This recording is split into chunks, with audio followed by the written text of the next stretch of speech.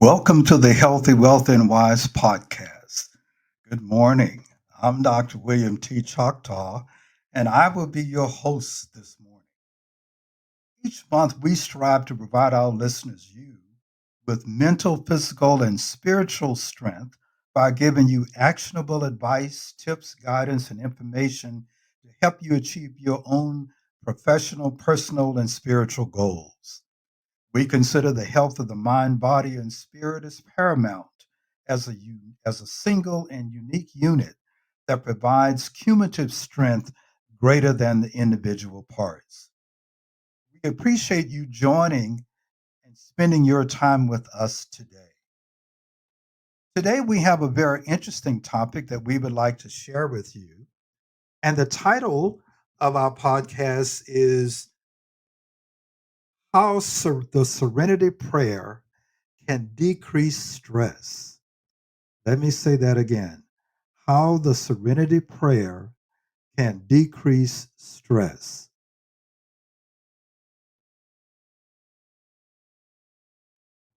These podcasts are part of our masterclass series. This series is a monthly and weekly series that basically is designed to educate you, our public, about different ideas in life that are healthcare related, uh, financial related, spiritual related, and even legally related. Our goal is to inform um, you with this information to hope that it will be a source of education and also that it will motivate you to then go out and help others. We always like to start off with our beliefs. I believe life is about being of service to others. I believe knowledge is power. I believe leaders can change the world. When we look at stress, we look at things that affect us totally. And so we want to look at it both from a holistic and a total point of view in terms of mental, physical, and spiritual health. As always, we like to start off with an outline. And so, what we're going to do in this time that we have together is go through what I believe to be an essential element to helping you manage stress. This is an element that I use, and so I clearly or easily pass this on that hopefully you will find as much benefit from it as I do. First, let's define what exactly is stress as compared to anxiety or fear. Anxiety, by definition, is a sustained low level discomfort characterized by worry and distress. Fear is an intense emotional response that activates the fight or flight mechanism. In other words, if you're out in the woods and you come upon a bear and you see him and he sees you, at that moment, you will get a fight or flight emotion. Either you're going to run or you're going to fight him. Stress, on the other hand, which is the subject that we're talking about today, is the body's response to external pressures or demand. In other words, stress is the body's response to prolonged anxiety. One of the things that we want to stress, that I want to stress today, is as we talk about anxiety and different levels of anxiety or stress, I want you to remember the term scope and degree.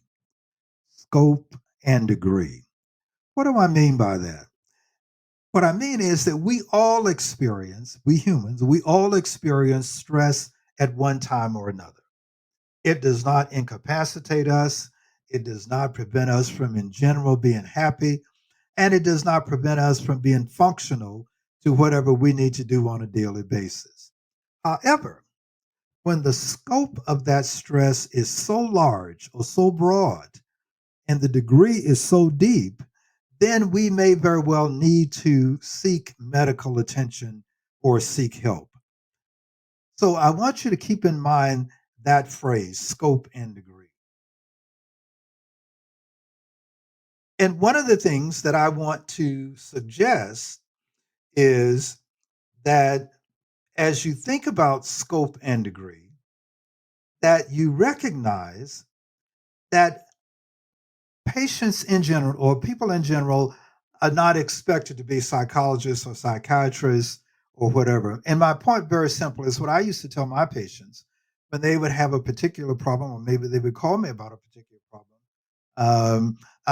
I would strongly encourage them um, to continue to seek medical advice in that area. In other words, I would refer them to a psychologist or a psychiatrist to help them to deal with whatever that stress related issue is, particularly if it has psychological impact. My point, very simply, is I think it is not fair to put regular people in the position of trying to figure out whether their problem is serious or not serious, because many times it's hard to know. And so I would always err on the side of suggesting you get help or you talk to a healthcare professional in that area to have him or her help you determine whether this is of a major degree or not. Because many times it may be very difficult to know, and certainly it's difficult if you have not experienced this before. So, the purpose of our brief discussion this morning is one of the ways that has helped me with my stress, and I think will also help you with your stress, is what we call the Serenity Prayer. Now, I suspect that most of you have heard of the Serenity Prayer. But just in case you haven't, I'm going to go ahead and say it. God, grant me the serenity to accept the things I cannot change, the courage to change the things I can, and the wisdom to know the difference between the two. Grant me the serenity. God, grant me the serenity to accept the things I cannot change, courage to change the things I can, and wisdom to know the difference. So apparently, the Serenity Prayer was actually developed by Reinhold Niebuhr.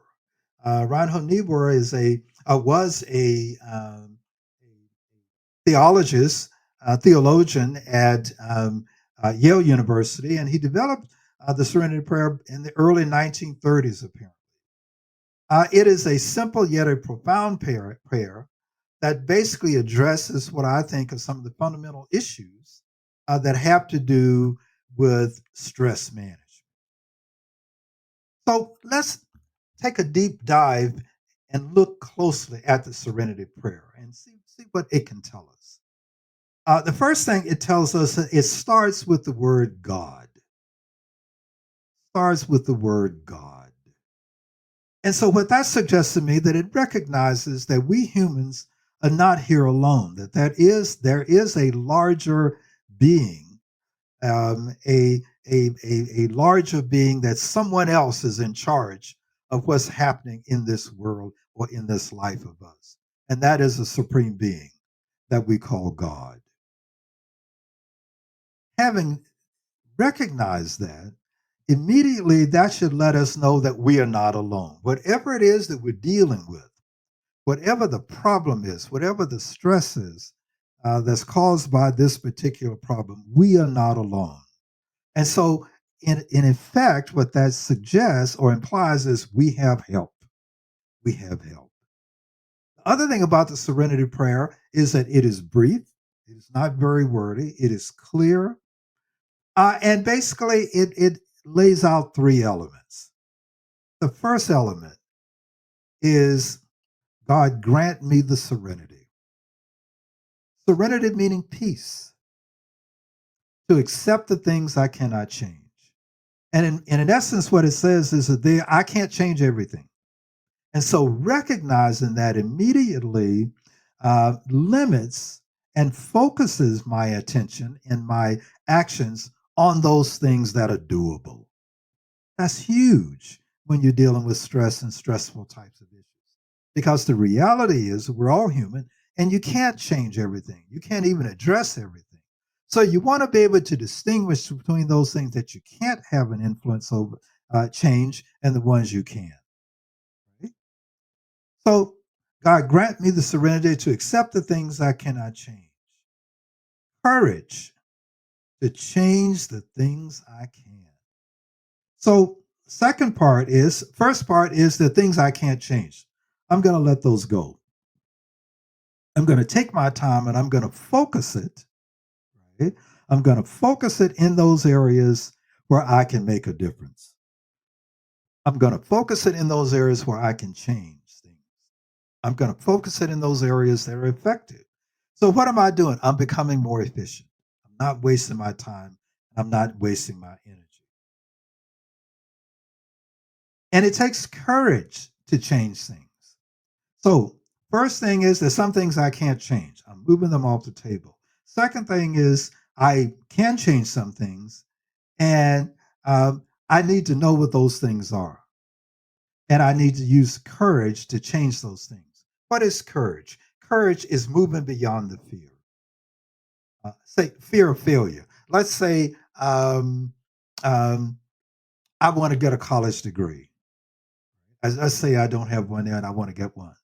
Well, I need courage to be able to do that. And that courage is based on the fact that I might fail. So that fear I need to overcome. And overcoming fear, in my opinion, is courage. And the final element of it is the wisdom to know the difference between the two. Wisdom to know the difference between the two. And so my point very simply is that as we deal with those stresses in life, as we deal with those things that disturb us, that aggravate us, that make us unhappy sometimes, um, it is important for us to take a clear look at it. One, recognize that we are children of a supreme being, in my opinion, number one. And that alone should give us peace and help to sort of relax us, at least through stage one. Two, that there are things that we can change. We just need to choose and identify what they are and then have the courage to take them on. And number three is that we need the wisdom to know the difference between the two. What is wisdom? Wisdom we need to learn. It's important to learn from our successes and it's important to learn from our mistakes. Okay? So, as always, I like to always advise you as students of the uh, masterclass series of podcasts to always feel free to uh, look up various parts of discussions that we may have. Look up the Serenity Prayer and how it's come about and what it's used for. I use a number of resources for these presentations, both in terms of the in-person Zoom class that I give, and also for the podcast that I give. I usually look at sources like Yale Health, Kaiser Permanente, Harvard Health, and the Mayo Clinic. These are just a limited number of resources that I use. Feel free to use any resource. If you say, well, I don't know how to do that, I'm going to suggest you to use your computer. And if you say, well, I'm not really very computer literate and I don't have a computer, I'm going to suggest that you have a cell phone because pretty much everybody has a cell phone or there is a cell phone in your house. My belief is a cell phone is a mini computer. And all you do is go to the search part of your cell phone and type in the word stress. That's all you need to do. So please feel free to continue exploring and going through all the subjects that we discuss in these podcasts because we think that that's how uh, we grow and you also grow in terms of becoming healthy, wealthy, and wise.